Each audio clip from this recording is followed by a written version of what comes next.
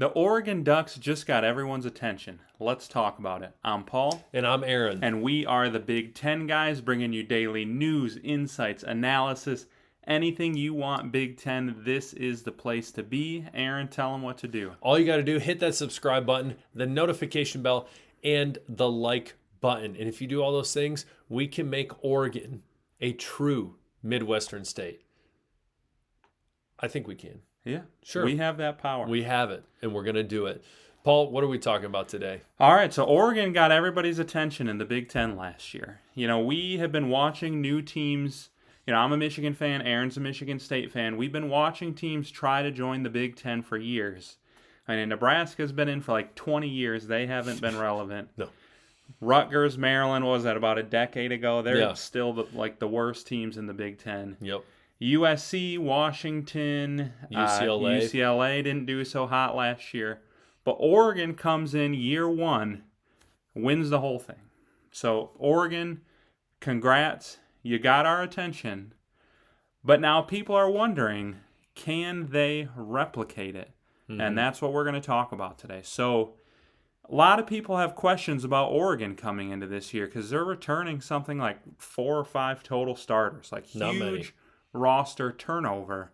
So the question is, was this just a 1 year, we got a senior quarterback, all these senior leaders on both offense and defense, we're going on a big run, and then we're kind of back with the rest of the newer teams of the Big Ten, or is this a team with staying power?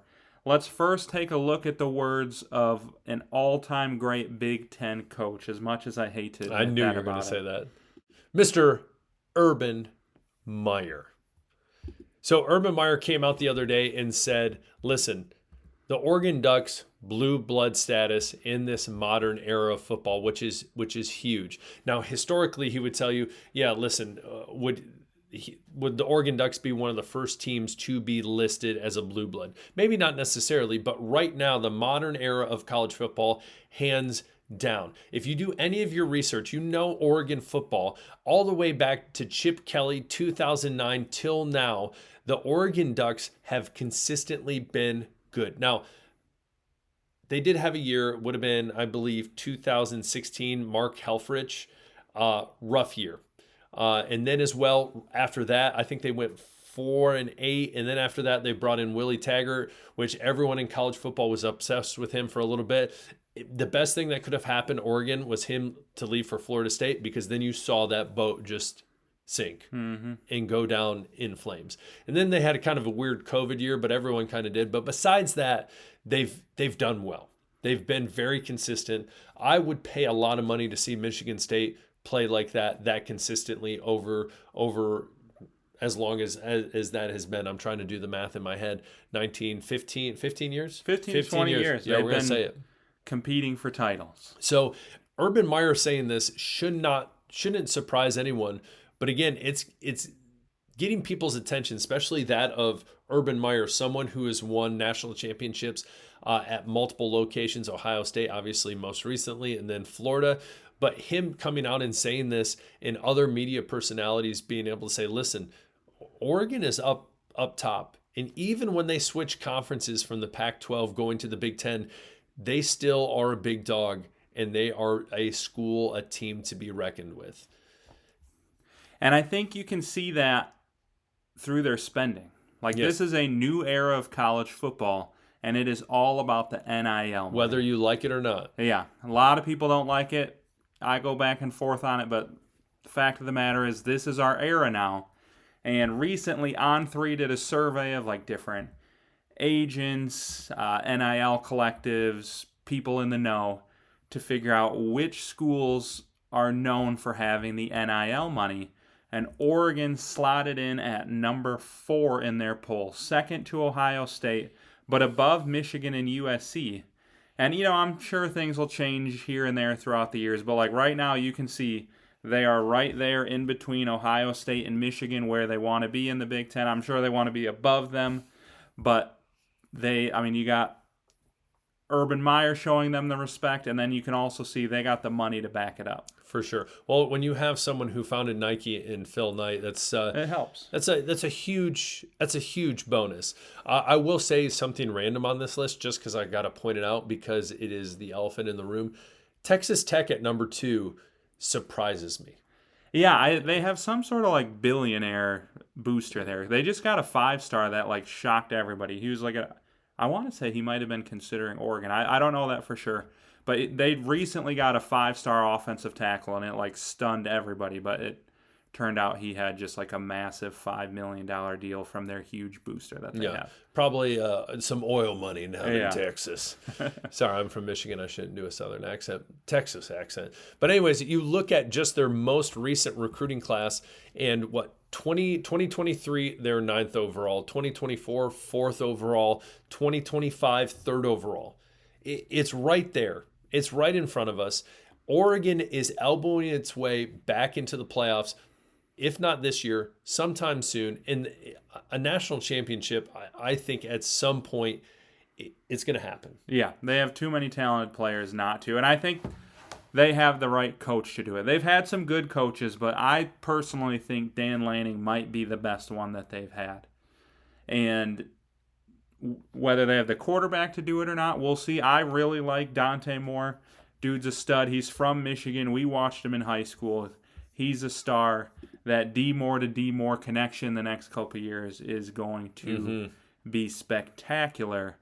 But I think the big thing you can see is like this team year in and year out recruiting is going to be among the top 10, usually among the top 5 schools.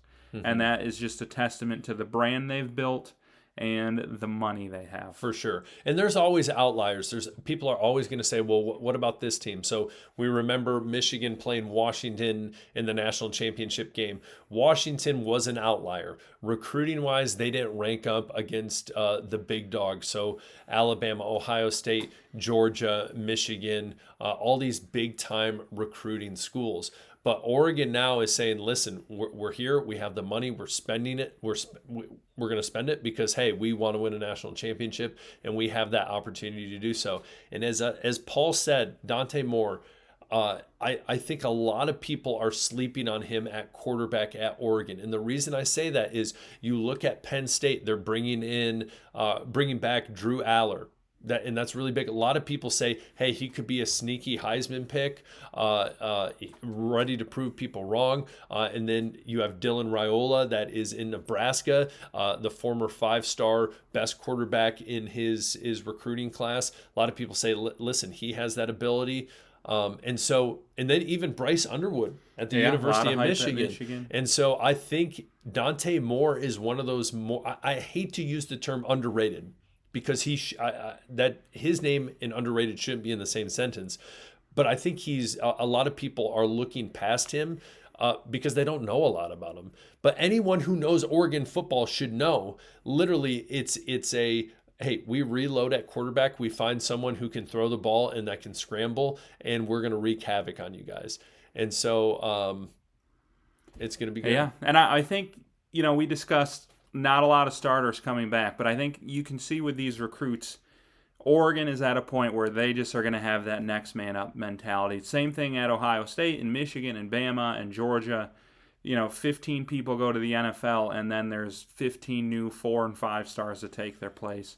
If you watched our first Oregon video we put out, we talked a lot about their transfer portal, and they had arguably the best offensive tackle in the portal. They got just because it's not their own starters and doesn't mean they're not bringing back starting caliber players. For sure. And they've reloaded and they're ready to compete for the Big Ten again. For sure. And that's one of the biggest changes, obviously, in college football is the fact that the transfer portal is crazy. You can pick up some good guys and totally shift your team around. Or again, Michigan State is the type of team that I feel like they set themselves up for a good season, and they can come in waves. But great teams, like in Oregon, are consistent, and they see the transfer portal as something that is of a huge benefit, and they're taking advantage of it, especially, obviously, getting our boy Dante Moore. So, again, Paul, you got any questions for him? Well, we'd love to hear from you. What do you guys think? Is this a year Oregon's going to make the playoffs? What record do you think they're going to get? Do you think maybe they take a slight step back and it's going to be maybe Dante Moore's senior year they make the playoffs? Let us know what you think. We'd love to hear from you. Don't forget, like and subscribe on your way out. Peace. See ya.